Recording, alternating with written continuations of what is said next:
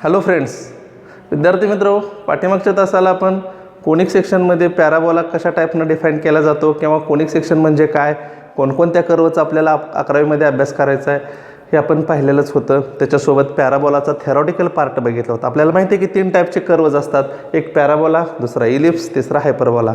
पैकी आपण पॅराबोलाचे जे कन्सेप्ट आहेत ते खूप छान पद्धतीनं आपण पाठीमागं पाहिलेले आहेत. ओके, आज आपण त्याच्यावरचा जो एक्सरसाइज 7.1 आहे तो आता या ठिकाणी पाहणार आहोत.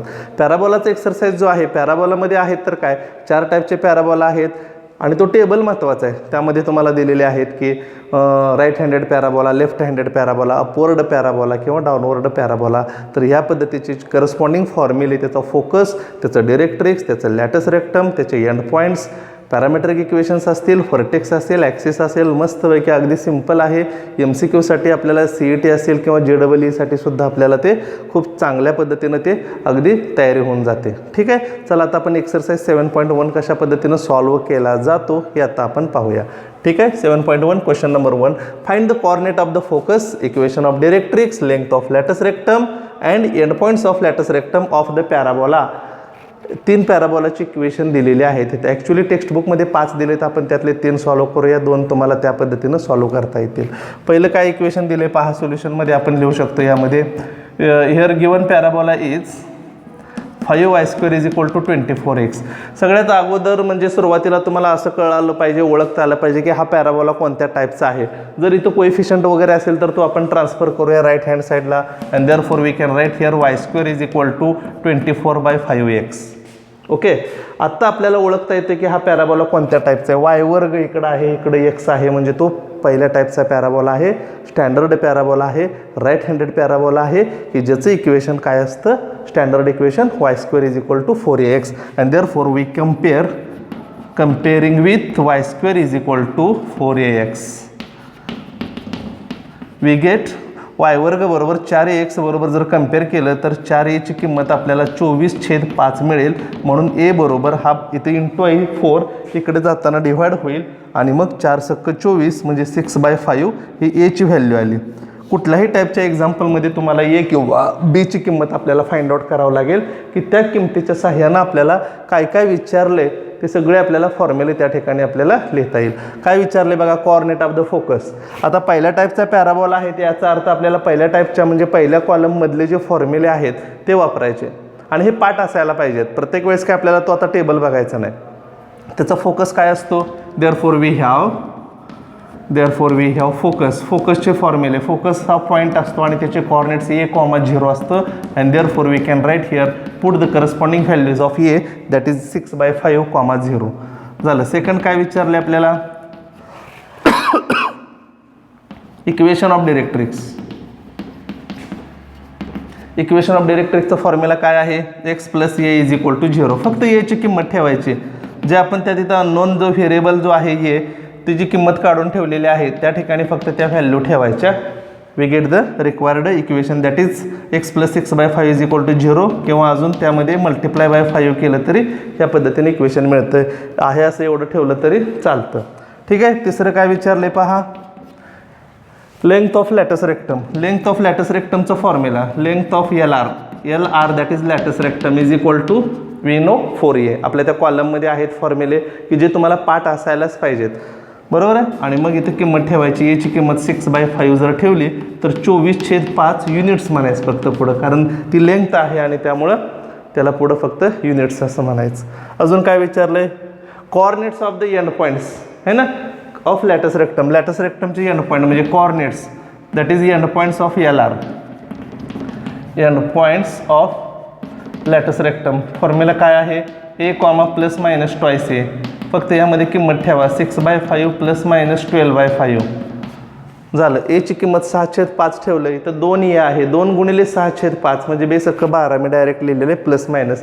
ॲक्च्युली तुम्हाला तो माहिती आहे, हा अशा टाईपचा पॅराबोला असतो आणि लॅटस रेक्टम म्हणजे काय तर फोकसमधून जाणारे कॉर्ड की ॲक्सिसला परपेंडिक्युलर असते. तर हे जे कॉर्डिनेट्स असतात हे कॉर्डिनेट्स काय असतात, a to a आणि a - 2a. हे एंड पॉईंट्स आपल्याला ते आपण शॉर्टमध्ये इथं 2a इथं -2a म्हणून प्लस मायनस घेतलेलं असतं. तुम्ही सेपरेट करून लिहिलं तरी चालतं. 6/5, 12/5 आणि 6/5 कॉमा -12/5 वजा 12/5 असं सेपरेट लिहा किंवा एकत्र लिहिलं तरी इट इज ऑल्सो बेटर, काही अडचण येणार नाही.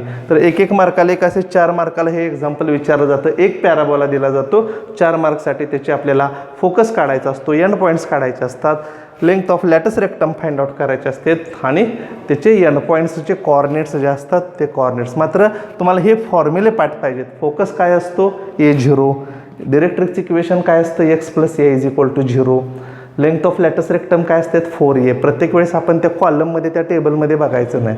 तर हे मात्र सोपं आहे, महत्त्वाचं आहे आणि MCQच्या दृष्टीनं तर खूपच ते आहे सोपं.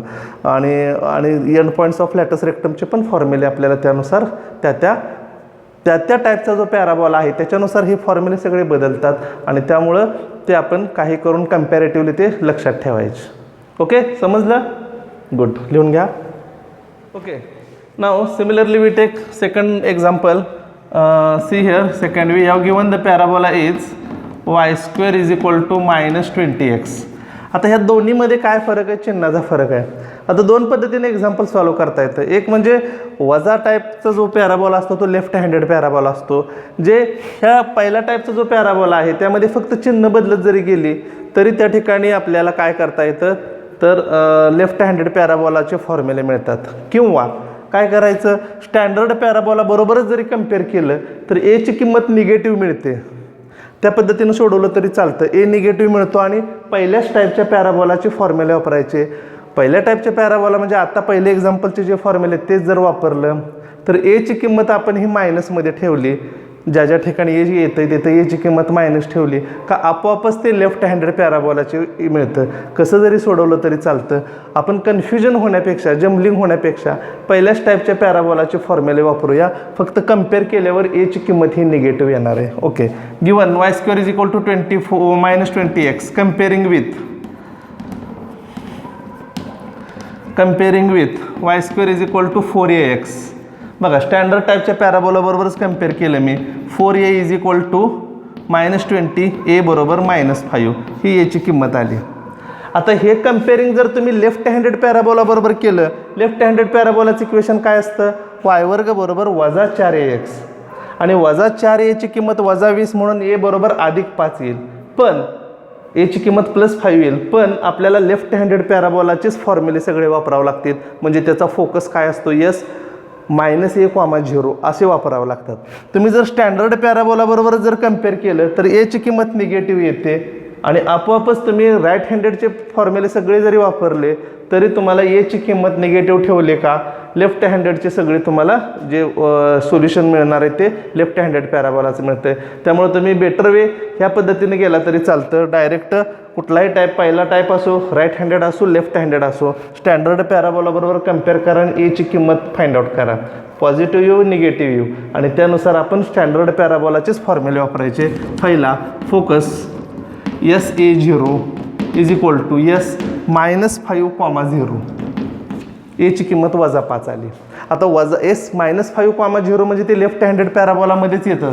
हे बघा, यामध्येच हा ए निगेटिव्ह आहे म्हणजे निगेटिव्ह एक्स ॲक्सिसवरतीच आहे म्हणजे तो लेफ्ट हँडेड पॅराबोला बरोबरच आलं.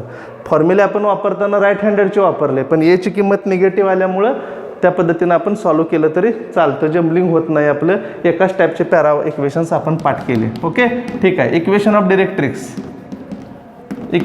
डिरेक्ट्रिक्स x + a = 0 ठेवा. तिथे x अधिक एची किंमत -5 आहे म्हणून x - 5 बरोबर 0. हे झालं डिरेक्ट्रिक्स इक्वेशन. तिसरं, length of latus rectum = 4a, that is 4 × -5. एची किंमत काय बघा, एची किंमत -5 आहे. 4 × -5 दॅट इज -20. एची किंमत काय आली -20. पण तुमचा तो पॅराबोला कुठल्याही टाईपचा असो, लेफ्ट असो किंवा राईट असो, लेंथ ऑफ लॅटस रेक्टम जरी आपण 4a घेतली तर ही लेंथ ही कधी निगेटिव्ह नसते. त्यामुळं ती घेताना काय घ्यायची, दॅट इज = 20 युनिट्स म्हणायचं. इथं थोडंसं आपल्याला करेक्शन करावं लागतं कारण ती लेंथ आहे आणि ते मस्ट बी पॉझिटिव्हच असते आणि त्यामुळे ते आपल्याला घेताना ती पॉझिटिव्हमध्ये घ्यायची. ॲक्च्युली तुम्ही ह्या टाईपच्या पॅराबोला बरोबर जरी कम्पेअर केलं निगेटिव्हचा ह्या टाईपच्या, तर त्याची लेंथ 4e आहे. इथं एची किंमत +5 येते कम्पेअर केल्यावरती. -4a बरोबर कम्पेअर केली तर एची किंमत +5 येईल आणि 4aची किंमत मग 4 × 5 दॅट इज 20 युनिट येईल. पण आपण काय केलं की एकाच टाईपचे पॅराबोला राईट हँडेड असो लेफ्ट हँडेड असो फॉर्म्युले सेम वापरतोय, फक्त एवढा बदल करायचा, वजा यात असेल तर तो अधिक करायचा इथं. आणि शेवटचं end points of latus rectum. End points of latus rectum फॉर्म्युले आपण तेच घ्यायचे, a, ±2a दॅट इज एची किंमत -5 ±-5 जर किंमत ठेवली तर काय येईल -10.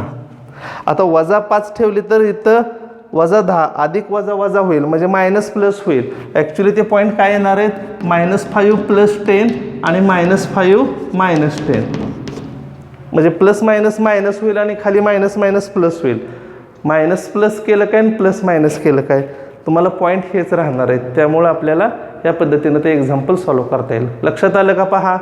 त्यामध्ये एक तुम्हाला मगाचं पहिलं काही एक्झाम्पल होतं राईट हँडेडचं आणि दुसरं होतं लेफ्ट हँडेड. मी काय केलं, कन्फ्युजन होण्यापेक्षा एकाच टाईपच्या पॅराबोलाचे जे फॉर्म्युले आपल्याला पाठ आहेत तेच फक्त फॉर्म्युले वापरायचे म्हटलं.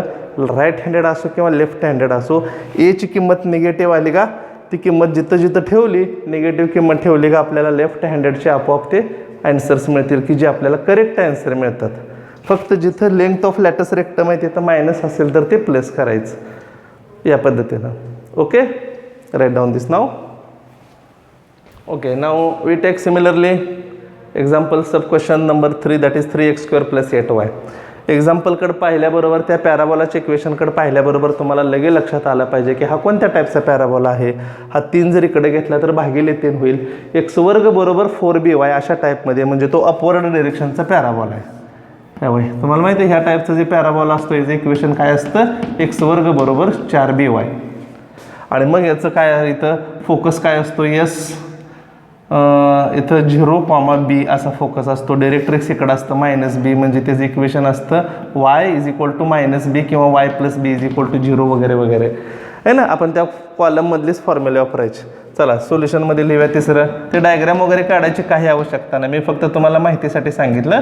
Given 3x² = 8y which implies x² = 8/3y. And now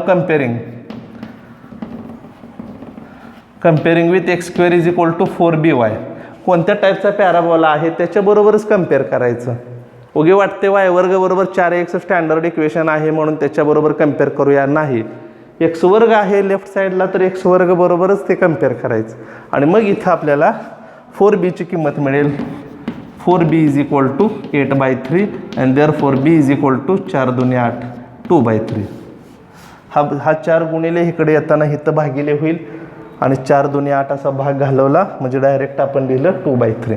आता आपण काय पाहिजे त्यांना पाहिजे फोकस, कॉर्डिनेट्स ऑफ फोकस, म्हणजेच फक्त फोकस लिहिलं तरी चालेल. कॉर्डिनेट्स फोकसचे काय असतात सूत्र माहिती आहे आपल्याला, 0, 2/3.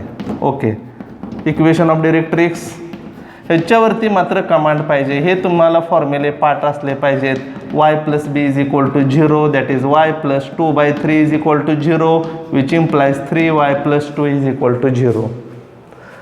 तिसरं, length of latus rectum. Length of latus rectum is equal to 4b and that is 4 × b ची किंमत किती आहे पहा 2/3 म्हणजे 8/3 युनिट्स फक्त म्हणायचं. भाग जात असेल भाग घालवायचा नसेल तर अंशाचा गुणाकार छेदाचा गुणाकार 4 × 2 = 8 भागिले 3. Okay, and last 4th point is end points of latus rectum. End points of latus rectum. आता लॅटस रेक्टमचे एंड पॉईंट जे असतात म्हणजे हे ह्या ठिकाणी याचा y कॉर्डिनेट जो आहे तो b आहे. ते सुद्धा मी कसं लक्षात ठेवायचं पाठीमागच्या तासाला सांगितलं. इकडे x पॉझिटिव्ह x इकडे निगेटिव्ह x ॲक्सिस म्हणजे +2b आणि -2b म्हणजे ends of latus rectum, end points of latus rectum तुम्ही +- b लिहिलं तरी चालतं, b किंवा (2b, b -2b, b). एकदा प्लस घ्यायचं एकदा मायनस घ्यायचं, एकत्र लिहिलं तरी चालतं, मी आधीच सांगितलेलं आहे. यामध्ये किंमत ठेवा दॅट इज इक्वल टू +- बीची किंमत किती आहे पहा 2/3 म्हणजे 2/3 ठेवलं तर किती 2 × 4 आहे ना 4/3, 2/3. Hence the result. तर अशा पद्धतीनं आपल्याला 4 मार्काला हे 4 पॉईंट, MCQला 2-2 मार्काला 1-1 येतं ह्यामधलं, आणि छानपैकी तुम्हाला ते लिहिता आलं पाहिजे. आता तुमच्या लक्षात आलं असेल की आपल्याला कशाची गरज आहे. तर जो टेबल आहे पॅराबोलाचा तुम्हाला जो दिलेला आहे त्या टेबलवरून ही सर्व ह्याशा टाईपचे एक्झाम्पल्स आपल्याला सॉल्व करता येतील. अजून 2 दिलेले आहेत. मला खात्री आहे तुम्ही नक्कीच ती दोन्ही एक्झाम्पल्स या पद्धतीनं सोडवचाल. कुठल्या टाईपचा पॅराबोला ओळखायचं आणि त्याच्याबरोबर कम्पेअर करायचं. काय अडचण आली असेल तर मला मग विचारा. Okay, right down this now. Okay, now we take question number 2. See here, find the equation of parabola with vertex at origin, axis along y-axis and passing through the point -10, -5. पहा आता ह्या टाईपच्या एक्झाम्पलमध्ये आपल्याला काय सांगितलं आहे, अशा पॅराबोलाचं इक्वेशन फाइंड आउट करायचं. आधी काय दिलं होतं आपल्याला, पॅराबोलाचं इक्वेशन दिलं होतं मगाच्या एक्झाम्पलमध्ये. आता पॅराबोलाचं इक्वेशन आपल्याला फाइंड आउट करायचं आहे आणि सांगितलं काय, with vertex at origin, vertex ओरिजिनला. आता वर्टेक्स कशाला म्हणतात तुम्हाला माहिती आहे की ॲक्सिसला तो कर्व जिथं इंटरसेक्ट होतो त्याला वर्टेक्स म्हणायचं. ॲक्सिस अलॉंग वाय ॲक्सिस, त्याचा जो ॲक्सिस आहे तो वाय ॲक्सिस आहे. ॲक्सिस कशाला म्हणायचं हेही माहिती आहे. ॲक्सिस कशाला म्हटलं जातं, तर it is a line about which curve is a symmetric. ती अशी लाईन असते की कर्व त्या ठिकाणी सिमेट्रिक होतो, है ना. आणि तो वाय ॲक्सिस हा ॲक्सिस आहे. वाय ॲक्सिस ॲक्सिस कोणाचा असतो, एकतर अपवर्ड पॅराबोला किंवा डाऊनवर्ड पॅराबोला, बरोबर आहे, त्यानुसार. And passing through the point -10, -5. आता -10, -5 याचा अर्थ तो जो पॅराबोला आहे तो कोणत्या क्वाड्रंटमध्ये जात असावा. दोन्ही निगेटिव्ह आहे. दोन्ही निगेटिव्ह म्हणजे थर्ड क्वाड्रंटमध्ये. म्हणजे आपण हे जर रफ स्केच जर केलं ना तर तो अशा टाईपचा पॅराबोला असणार आहे. कारण मायनस हा जो पॉईंट आहे, मायनस हा जो पॉईंट आहे तो तिसऱ्या क्वाड्रंटमध्ये, इथं कुठेतरी तो पॉईंट आहे. त्याचा ॲक्सिस वाय ॲक्सिस आहे, व्हर्टेक्स ओरिजिनला आहे. मग ह्या टाईपच्या पॅराबोलाचं इक्वेशन काय असतं, तर x² बरोबर -4by ह्या टाईपमध्ये असतं. x² बरोबर -4by. आणि त्यामुळं आपण हे इक्वेशन कन्सिडर करायचं. पहा सोल्युशनमध्ये कसं लिहायचं, since axis along Y axis, axis along Y axis and passing through point and passing through -10, -5. Hence, let equation of parabola is, suppose करायचं. Hence, let equation of parabola is x² बरोबर -4by. Give equation number 1. किती सोपे, 2 मार्कसाठी हा problem येतो. दिलेल्या एक्झाम्पलमध्ये आपल्याला काय काय दिले त्याच्यावरून आपण अझम्पशन करायचं, कन्सिडर करायचं की तो कोणत्या टाईपचा पॅराबोला असू शकतो, पॉसिबिलिटी असू शकतो हे बघायचं. वाय ॲक्सिस म्हणजे Y axis is the axis. मग वाय ॲक्सिस कोणाकोणाचा, एकतर ह्या टाईपचा असो किंवा ह्या टाईपचा, ह्या दोघांचाच तो ॲक्सिस वाय ॲक्सिस आहे. पण पुढं काय सांगितले, that parabola passing through this point, minus म्हणजे दोन्ही निगेटिव्ह तिसऱ्या क्वाड्रंटमध्ये असतात. हे तर वेगळं सांगायची गरज नाही, बरोबर आहे. आणि दोन्ही निगेटिव्ह असल्यामुळं तो अपवर्ड पॅराबोला त्यातून जाऊ शकत नाही, तो फक्त डाऊनवर्ड पॅराबोलाच जातो तिसऱ्या आणि चौथ्या क्वाड्रंटमधून. आणि त्यामुळे आपण डायरेक्ट ते जरी इक्वेशन कन्सिडर केलं तरी चालतं. आता बघा पुढचा कन्सेप्ट, हे पॅराबोलाचं आपण इक्वेशन कन्सिडर केलं आहे. आता आपण लोकसच्या कन्सेप्टमध्ये जाऊया. या पॅराबोलावरती हा पॉईंट आहे -10, -5. ह्या पॅराबोलावरती -10, -5 हा पॉईंट आहे. याचाच अर्थ तो पॉईंट पॅराबोलाचं इक्वेशन सॅटिस्फाय करतो, बरोबर ना. किती सिंपल कन्सेप्ट आहे बघा. एखाद्या पॅराबोलावरती जर तो पॉईंट असेल तर तो पॉईंट नक्कीच काय करतो, त्या पॅराबोलाचं इक्वेशन सॅटिस्फाय करतो. म्हणजे एक्सच्या जागेला आपण -10 ठेवायची, वायच्या जागेला आपण -5 ठेवायचं. म्हणजे आपोआपच आपल्याला अननोनची किंमत मिळेल, बीची किंमत मिळेल. ओके, लिहा. Therefore -10, -5 lies on this parabola, hence it satisfy equation of parabola. Therefore put x is equal to -10, y is equal to -5 in equation 1. We get -10² is equal to -4b into वायची किंमत -5 ठेवा. 100 बरोबर वजा अधिक होईल, 5 × 20 बी. म्हणून बीची किंमत काय आली, 5.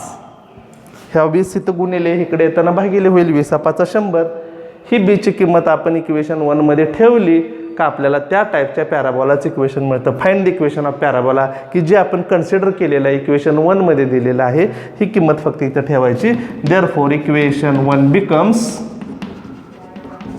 x वर्ग बरोबर -4 × 5 × y that is x² is equal to -20y which is the required equation of parabola. पुढे लिहायचं which is the required equation of parabola, which is the required equation of parabola. तर ह्या टाईपमध्ये आपल्याला 2-2 मार्क्ससाठी असे इंटरेस्टिंग एक्झाम्पल्स असतात. एक्झाम्पलमध्ये दिले काय त्याच्यावरून तो कोणत्या टाईपचा पॅराबोला आहे तो कन्सिडर करायचा. पॉईंट दिला असेल तर तो सॅटिस्फाय करतो. डायरेक्ट्रिक्स देऊ शकतात, फोकस देऊ शकतात, त्याच्यावरून आपण ओळखायचं. आणि ते एची किंवा बीची किंमत आपण ह्या ठिकाणी ठेवली इक्वेशन 1 मध्ये का रिक्वायर्ड इक्वेशन आपल्याला त्या पॅराबोलाचं मिळतं. Understand? Good. Right down this now. Okay, now we take next question number 4. आता ॲक्च्युली क्वेश्चन नंबर 3 जो आहे तो सेम क्वेश्चन नंबर 2 सारखा आहे. व्हर्टेक्स ॲट ओरिजिन दिले. ॲक्सिस मागाशी अलॉंग वाय ॲक्सिस होतं तर क्वेश्चन नंबर 3 मध्ये ॲक्सिस अलॉंग एक्स ॲक्सिस म्हणलं आणि पासिंग थ्रू द पॉईंट 3 4 दिले. सेम एक्झाम्पल आहे, फक्त ॲक्सिस आणि पॉईंटमध्ये तेवढा बदल केला आहे. तर 3 4 याचा अर्थ तो फर्स्ट क्वाड्रंटमधला पॉईंट आहे. पहिल्या टाईपचा पॅराबोला कन्सिडर करा आणि 3 4 हा जो पॉईंट आहे तो सॅटिस्फाय होतो म्हणून एक्सच्या जागी 3 वायच्या जागी 4 ठेवा. ए मिळेल. एची किंमत दिलेल्या पॅराबोलाची इक्वेशनमध्ये ठेवा. We get required answer. Okay, now we take next question number 4. कुठल्याही टाईपच्या पॅराबोला इथं सुद्धा आपल्याला find the equation of parabola. पॅराबोलाचं इक्वेशन विचारलं म्हटलं का तुम्हाला लगेच म्हणजे विचारायचं कुठल्याही लाईनमध्ये आपण बघितलं, सर्कलमध्ये बघितलं पॅराबोला, तुम्हाला कमीत कमी त्यांना 2 गोष्टी द्याव्याच लागतात. इथं दिलं आहे व्हर्टेक्स ॲट ओरिजिन दिलेलं आहे आणि फोकस काय दिला आहे तर -7,0 फोकस दिला आहे. म्हणजे 2 गोष्टी द्याव्याच लागतात. लाईनमध्ये आपण बघितलं स्लोप दिला, पॉईंट दिला, डबल पॉईंट दिला, स्लोप दिला, इंटरसेप्ट दिला, डबल इंटरसेप्ट दिला आहे ना. आणि सर्कलच्या इक्वेशनमध्ये सुद्धा पाहत होतो आपण सेंटर देत होते, रेडियस दिलं जात होतं. तर वेगवेगळे जे फॉर्म होते त्यानुसार आपल्याला 2 गोष्टी द्याव्याच लागतात, त्याशिवाय क्लिअर इक्वेशन मिळत नाही. तसं इथं सुद्धा आपल्याला व्हर्टेक्स दिला आहे, ओरिजिनला आहे आणि फोकस -7,0 दिला आहे. एक्स कॉर्डिनेटवरती आहे, एक्स ॲक्सिसवरती हा फोकस आहे, वाय कॉर्डिनेट 0 आहे. त्यामुळे आपण ह्याच्यावरून पॅराबोलाचं इक्वेशन डिफाईन करू शकतो. Since vertex is at origin and focus along x-axis focus x-axis वरती आहे. therefore equation of parabola is let म्हणा फार तर समजायचं आपण ते equation. therefore let equation of parabola is y² is equal to 4ax. Equation number 1. आता here focus A0 ह्या इक्वेशनचा फोकस A0 असतो but it is already given -7,0 given म्हणून इथं आपण जो पॅराबोलाचं इक्वेशन कन्सिडर केलेलं आहे त्याचा फोकस काय असतो तर A0 असतो. But this focus is given in example that is -7,0. जर कम्पेअर केलं तर आपल्याला एची किंमत किती मिळेल -7 झालं. ही एची किंमत एकदा आपल्याला काय मिळाली का ती लगे इक्वेशन 1 मध्ये ठेवायची. अँड देअरफॉर इक्वेशन 1 बिकम्स किंवा putting this value in equation 1 we get y² is equal to 4 × -7 × x. We get y² is equal to -20x. मस्तपैकी याला स्क्वेअर करायचं आणि त्याच्या खाली लिहायचं which is a required equation of parabola. किती interesting examples आहेत बघा 2-2 मार्क्ससाठी. मस्तपैकी अशा टाईपचे एक्झाम्पल्स तुम्हाला समजले पाहिजेत, सॉल्व करता आले पाहिजेत. फक्त त्यासाठी तुम्हाला तो focus, directrix, length of latus rectum, ends of latus rectum तो टेबल फक्त माहीत असणं गरजेचं आहे. Okay, right down this now. Okay, now we take question number 6. पुन्हा क्वेश्चन नंबर 5 सेम दिला आहे, जो वरती तुम्हाला 3 नंबरमध्ये जसा एक्झाम्पल आहे त्याच टाईपचा आहे. तुम्ही डेफिनेटली ते सॉल्व करू शकता. आपण व्हरायटीचे एक्झाम्पल्स बघूया, वेगवेगळ्या टाईपचे एक्झाम्पल्स बघूया. सेम एक्झाम्पल आलं तर आपण स्किप करू कारण तुम्ही ते सॉल्व करता, कारण नंबर ऑफ एक्झाम्पल्स खूप आहेत ह्या एक्झरसाईजमध्ये. त्यामुळं तुम्ही थोडीशी त्या टाईपचे एक्झाम्पल आले का सॉल्व करा. काय दिले पहा, आजच्या ह्याच्यातले हे शेवटचं लेक्चर घेऊ आपण, हे शेवटचं एक्झाम्पल घेऊया. Find the parabola 3 for the parabola 3y² is equal to 16x. Find the parameter of the point. 2 point दिले त्यातला आपण एक सॉल्व करूया. एक तुम्हाला सॉल्व करता येईल. सिम्पल आहे.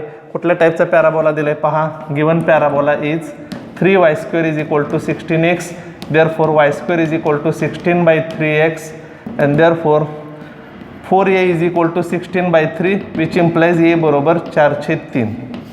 ही याची किंमत आली. कम्पेअर वगैरे केलं y² बरोबर 4ax बरोबर कम्पेअरिंग विथ वगैरे म्हटलं तरी चालतं, डायरेक्ट लिहिलं तरी चालेल. आता 4a is equal to 16/3 therefore a is equal to हा 4 इकडे घेतला, 4 चौक 16, 4/3 आलं.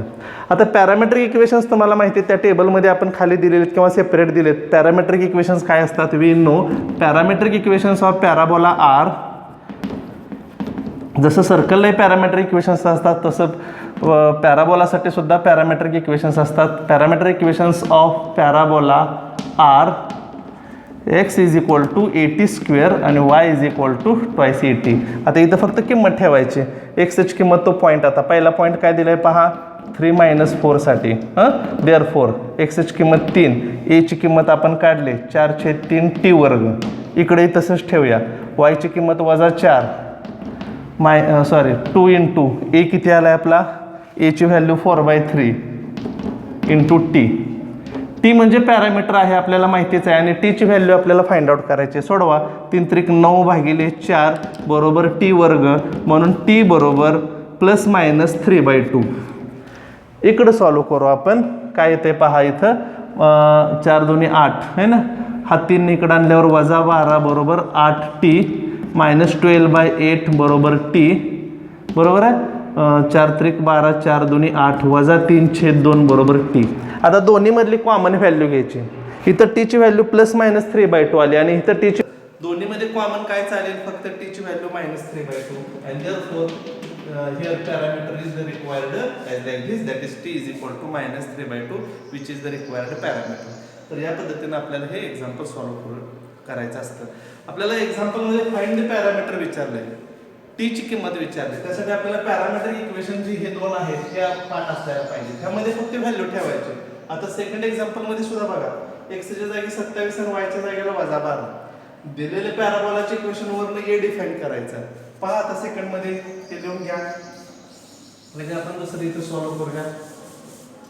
पहा काय सेकंडसाठी पॉईंट कोणता आहे, 27 आणि -12. ओके. करस्पॉन्डिंग व्हॅल्यू पुट करा. एक्सच्या जागी 27 ठेवा, एची व्हॅल्यू आपण 4/3 फाइंड आउट केलेलीच आहे, t². इकडं वायची जागी वायची व्हॅल्यू -12 ठेवा, ट्वाइस इंटू एची व्हॅल्यू आपण ऑलरेडी फाइंड आउट केलेलीच आहे, t. पॅरामीटर फाइंड आउट करायचं म्हणजे टीची व्हॅल्यू फाइंड आउट करायची.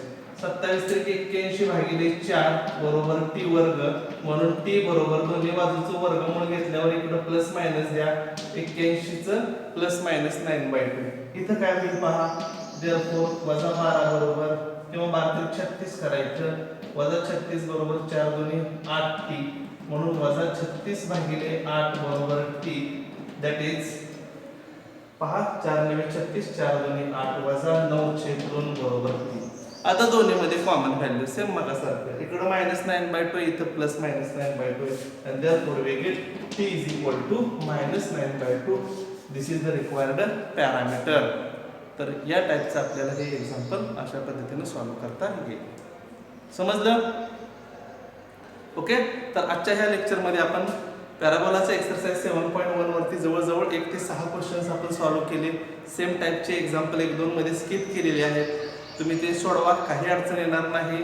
आणि आपण नेक्स्ट लेक्चरला पुढचे त्या ठिकाणी आर्टिकल्स पाहूया, पुढचे कंटिन्यू क्वेश्चन्स पाहूया आणि त्या ठिकाणी भेटू आपण. ओके. थँक्यू.